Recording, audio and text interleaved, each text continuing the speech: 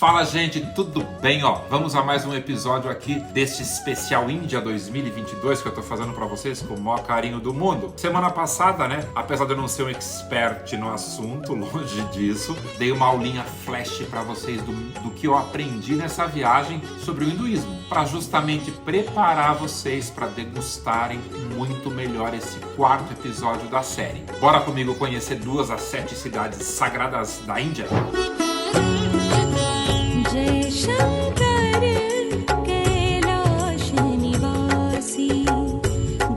Vamos lá então, Mathura, como eu já adiantei no episódio anterior, é uma das cidades mais antigas da Índia, é venerada pelos peregrinos hindus por ser o local de nascimento de Krishna. E com isso a gente visita templos dedicados a Krishna, óbvio, né? Saindo de Nova Delhi para lá, são só 175 quilômetros de boas estradas que a gente percorre em 3 horas de ônibus, facinho, chegamos lá rapidinho. E a cidade é uma Saptapuri, que é, de novo lembrando, centro sagrado de peregrinação hindu, uma das 7 cidades sagradas da Índia. Tem só 800 mil habitantes, fica coladinha assim, em Vrindavan, que está só a 57 quilômetros, inclusive, de Agra, aquela famosa do Taj Mahal, que eu vou mostrar para vocês no próximo episódio desse especial. Então vamos lá. Voltando, Krishna nasceu no templo Kesavadel, em uma prisão subterrânea, que fica no complexo Krishna Jamastan. Vou mostrar já também. Em Mathura, gente, tem muita coisa para fazer. Lá a gente passeia de barco em Vishrangati,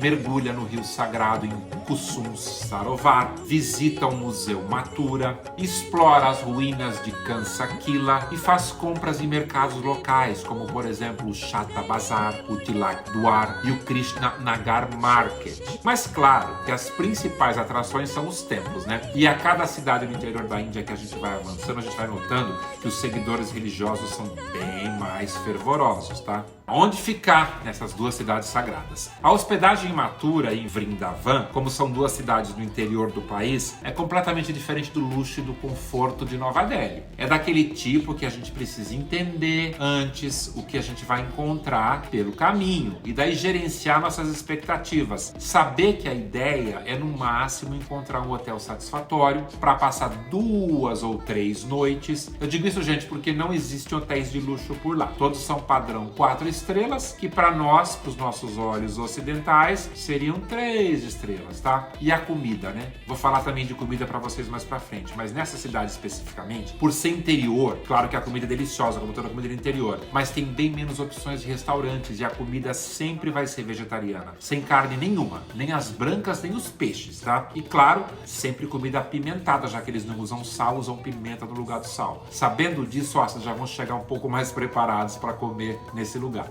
Deixa eu sugerir então para vocês 2 hotéis que eu achei legais lá. Pelo preço, vocês vão perceber como eles são diferentes das opções que a gente viu no primeiro episódio de Nova Delhi, quando eu mostrei os hotéis de Delhi para vocês. Um deles é o Nidhivan Sarovar Pórtico. Ele fica a 2 quilômetros do principal templo da cidade, que é o Prem Mandir, a 5 quilômetros do Banker Bikari e a 9 quilômetros do Vishrangati, aquelas margens do rio que vocês acabaram de ver. Daí tem o Best Western Vrindavan, fica a 2 quilômetros dos principais templos, como o Krishna Balaram e do Banker Bihari também. Gente, para se movimentar do hotel para os templos, o transporte sempre vai ser tuk-tuk, já que nas ruas estreitas e lotadas dessas cidadezinhas do interior, raramente vão circular carros, tá? Eu falei tanto do hinduísmo no episódio anterior, né, que vocês devem estar super curiosos para entender como é que é encarar esse hinduísmo de frente. E a gente vê isso no templo Krishna Janmabhoomi, que ele fica no complexo de templos mais importante de Mathura. E é uma atração, gente, que fascina turistas do mundo inteiro, um dos mais visitados da Índia. E tem uma sala pequenininha que parece com uma fortaleza, que é conhecida então por esse nome de Krishna Janmabhoomi, que marca o local onde se diz que Krishna nasceu. E o lugar é considerado o mais sagrado de Mathura. E esse templo foi todo construído em torno de uma cela da prisão, onde eles dizem que Devaki deu à luz a Krishna. Isso, 5.000 anos atrás, tá? Enquanto o templo original foi construído pelo rei Vajra, o bisneto de Krishna, o santuário foi destruído e reconstruído, gente, 17 vezes ao longo da história. Esse atual que vocês estão vendo aí, foi erguido em 1950.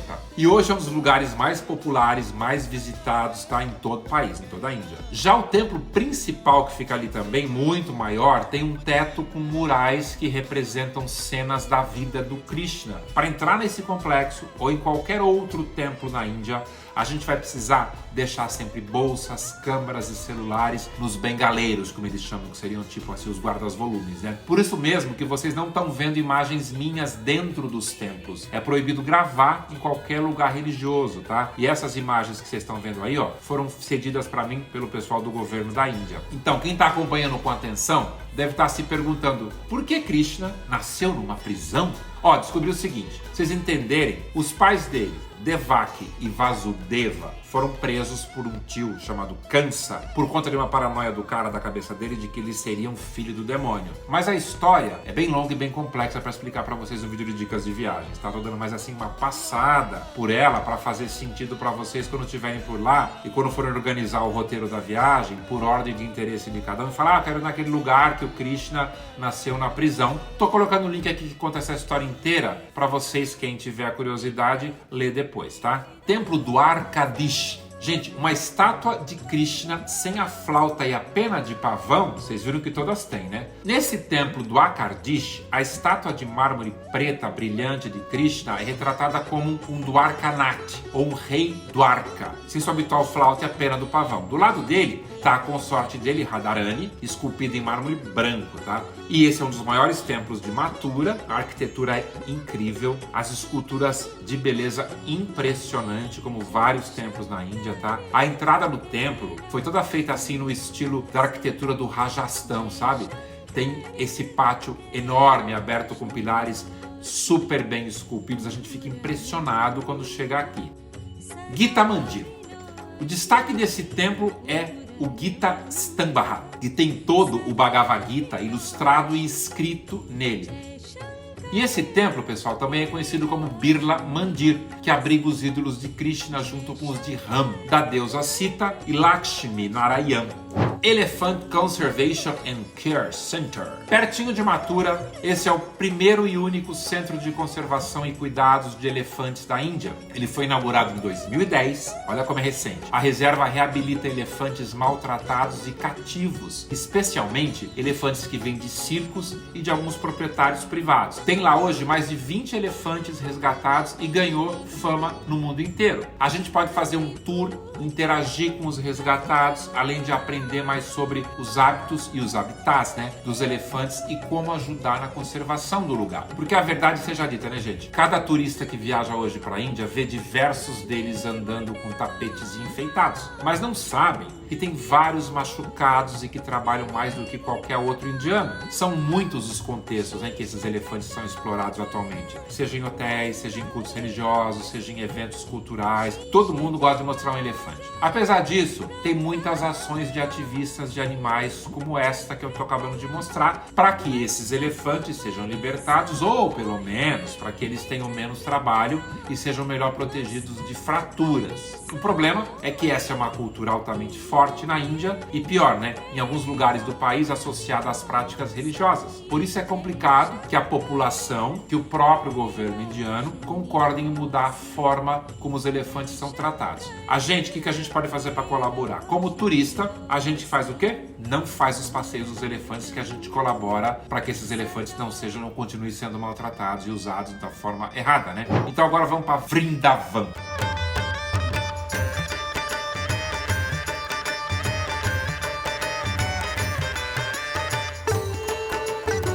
Vrindavan fica pertinho de Mathura, 15 km de distância, portanto a gente se hospeda em uma das duas desses hotéis que eu mostrei para vocês e aí faz os passeios pelas duas cidades. E é outro lugar histórico referenciado nas Sagradas Escrituras hindus, um dos destinos religiosos mais importantes para eles por ser onde Krishna passou sua infância com seus pais adotivos, ou seja, a atmosfera, devoção religiosa hindu total, o lugar que Krishna nasceu, o lugar que Krishna cresceu, uma coladinha na outra. E aqui, gente, há de tudo, principalmente muito fanatismo religioso, que a gente quando chega a ver e entra em contato com isso e tem de usar meio que assim, sabe, uma visão de drone para tentar entender como objeto de aprendizado mesmo, sabe, sem julgar, sem comparar. Em vários vídeos aqui do canal, vocês sabem que eu sempre falo que a melhor forma de aprender sobre outras culturas em viagens é deixando os nossos aprendizados da nossa cultura em casa. Gente, não tem lugar melhor que a Índia pra gente praticar isso. Eu garanto pra vocês que ajuda a dissipar estereótipos negativos, sabe? Aqueles preconceitos pessoais sobre diferentes grupos. Além disso, essa diversidade cultural ajuda a gente a reconhecer e a respeitar as formas de ser, que não são necessariamente as nossas, né? Mas são formas de ser igualmente. E é o seguinte, o passeio mais legal, mais turístico da cidade é o quê? É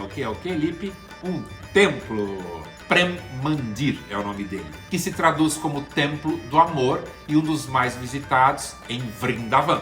Todo em mármore italiano, novo, levou 20 anos para ser construído. Foi dedicado então a Radha Krishna e a Sitaram. E essa inauguração auspiciosa aconteceu em fevereiro de 2012, portanto está tinindo de novo e aberto para quem quiser conhecer, para quem quiser prestar culto aos deuses favoritos indianos. No começo da noite, das 7h30 às 8h, eles fazem um show de luzes chamado Light Show, um show que vai mudando as cores do templo a cada 10 segundos, enquanto vai acontecendo um lindo espetáculo de águas para a gente ficar assistindo. O templo, por ser novo, é super conservado, é limpo. Para mim, principal atração de Vrindavan é essa. Agora deixa eu falar para vocês do Keshi Ghat. Keshi Ghat é um dos ghats mais importantes às margens do rio Yamuna. Ghat, por definição, é o lugar às margens de um rio onde são feitos os cerimoniais de cremação. E a mitologia fala que quando Krishna matou o demônio Keshi, ele se banhou no rio Yamuna depois de ter se purificado do seu sangue. Como resultado, Keshi Ghat é conhecido por estar entre outros dos pontos mais interessantes para se visitar em toda Vrindavan. E além disso, fica ali junto no mesmo lugar um enorme templo, o Templo Mandamohan, que tem uma atmosfera incrível também. Outra opção legal que a gente pode fazer para ver tudo junto é um passeio de barco por ali. Não se esqueçam, novembro a março, como eu já falei no episódio anterior, são os meses ideais para a gente viajar para a Índia. E em Vrindavan não é diferente. Esses meses a gente vai encontrar a temperatura mais fresca, porque é mês de inverno. A gente não sofre com o calor opressivo e com aquela umidade horrorosa de outras épocas do ano. Gente, deixa eu falar para vocês agora sobre o Bank Bihari Mandir. De cara vou avisar, esse templo é só para os fortes. Porque para chegar nele, a gente tem que tomar um tuk-tuk no hotel, que vai deixar a gente pelo menos umas 10 quadras de distância desse templo, que como a gente não pode entrar de sapatos, a gente teve que deixar os sapatos com quem? Com o tuk-tuqueiro. E andar descalço pelo centro da cidade, aquele monte de ruas estreitinhas, sujas, se tiver chovendo mais sujas, tudo isso para chegar até o templo. E esse seria um passeio para mim, nível de dificuldade de 1 a 10, eu diria para vocês um 7. E eu não indico para quem tem dificuldade de locomoção, para quem não lida bem com as multidões. E é um dos templos de devoção mais fervorosos, com muitos adoradores em transe. Então tem um negócio diferente, é um negócio louco, tá? E é considerado um dos 7 templos que compõem o Thakur de Vrindavan. Mas as pessoas ficam intrigadas. Por quê? De uma cortina na frente da imagem que separa ela dos devotos, assim. E os sacerdotes abrem e fecham essa cortina a cada poucos minutos, sabe? Que tradição é essa, gente? Diz a lenda que uma vez, uma princesa do Rajastão visitou o templo de Bank Bihari e ela pertencia a um dos antigos reinos que governavam essa região naquela época. No entanto, assim que a princesa colocou os olhos no belo ídolo todo preto, ela se perdeu no amor divino. Um dia, quando o sacerdote chegou no templo, o ídolo tinha, desaparecido. Procuraram, e claro, adivinha onde estava? Na casa da princesa. O que eles fizeram? Foram lá, cataram o ídolo, trouxe de volta, colocaram a tal cortininha então, que separa o ídolo dos devotos. Por quê? Para roubarem? Não, porque os sacerdotes abrem e fecham essa cortina o tempo todo para quebrar o feitiço que a beleza do ídolo lançou sobre a princesa, para não lançar sobre os seus devotos. E essa cortina então garante que os devotos não possam olhar para ele diretamente. A gente não pode olhar nos olhos dele ali, porque eles dizem que a gente vai ser dominado pelo amor divino, como foi a tal da princesa do Rajastão. O templo Bank Bihari é considerado, gente, um dos locais mais sagrados para devoção a Krishna. Vocês vão ver que loucura que é esse lugar, a quantidade de gente se empurrando, parece que a gente tá, sei lá, numa procissão do Círio de Nazaré, por exemplo, do Pará, assim, de tão louco que é. Ufa, fala sério, pessoal, que cultura diferente, né? E como essa cosmologia hindu traz pra gente essas sensações e reflexões de todo tipo, né? Quem tá vendo com atenção deve estar ficando impressionado. Como que a gente fica sabendo, né, gente, de tanta coisa legal que a gente nem sonhava, né? Como é mágico a gente poder viajar para lugares tão diferentes da nossa cultura, né? E é essa magia, né, gente, que eu falo para vocês o tempo todo, né? Só acontece quando a gente tá viajando. Então é o seguinte, quem tá gostando aí? Ó, tá gostando? Deixa comentário, deixa like, toca sininho, conversa aqui com o Lipe, fala o que vocês querem de diferente, tira dúvida, tá? Porque nesses 2 últimos episódios, vocês perceberam que foram bastante intensos sobre o hinduísmo e sobre 2 dos 7 lugares sagrados deles. No próximo episódio, vou mostrar para vocês uma das 7 maravilhas do mundo, minha experiência no Taj Mahal em Agra, que só está a 65 quilômetros de Vrindavan e Mathura. Então, ó, fiquem ligados, muita coisa bacanérrima ainda para vir por aí, tá, pessoal? Semana que vem, voltando de novo com mais especial Índia 2022. Fui, obrigado!